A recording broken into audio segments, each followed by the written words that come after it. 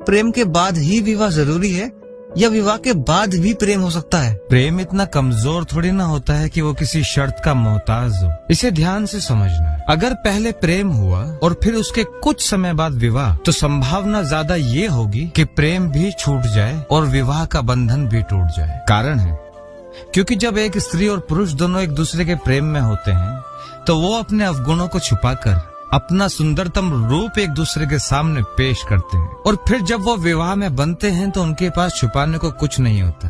उनकी सारी कमियां एक दूसरे के सामने आने लगती है। इसी के चलते धीरे धीरे दोनों के बीच दरार आने की संभावना भी बढ़ जाती है, क्योंकि प्रेम जिन मूल्यों पर आधारित था अब वो मूल्य बचे नहीं, तो प्रेम कहाँ से बचेगा? और जब प्रेम ही नहीं बचा तो जिस प्रेम के आधार पर विवाह किया था तो फिर विवाह कहाँ से बचेगा? हाँ, इसका दूसरा पहलू भी है कि अगर प्रेम बहुत लंबा चला हो, जहाँ एक दूसरे को जानकर दोनों ने एक दूसरे को स्वीकार कर लिया हो, तब अगर वो विवाह करते हैं तो फिर वो विवाह अटूट हो सकता है। वहीं दूसरी परिस्थिति भी है कि जब एक स्त्री और पुरुष के बीच कोई भी प्रेम संबंध ना हो और उनका एक व्यवस्थित विवाह हुआ हो, तो उनके बीच गुण अवगुण ज्यादा मायने नहीं रखते, क्योंकि विवाह का आधार प्रेम नहीं था, उसका आधार सामाजिक व्यवस्था थी। और फिर कुछ समय बाद जब वो युगल एक दूसरे के सारे गुण अवगुणों को देखकर एक दूसरे को स्वीकार कर लेते हैं, एक दूसरे के प्रति दोनों समर्पित हो जाते हैं, जब उनके भीतर एक दूसरे के प्रति प्रेम पनपने लगता है, तब वो प्रेम इतना प्रगाढ़ होगा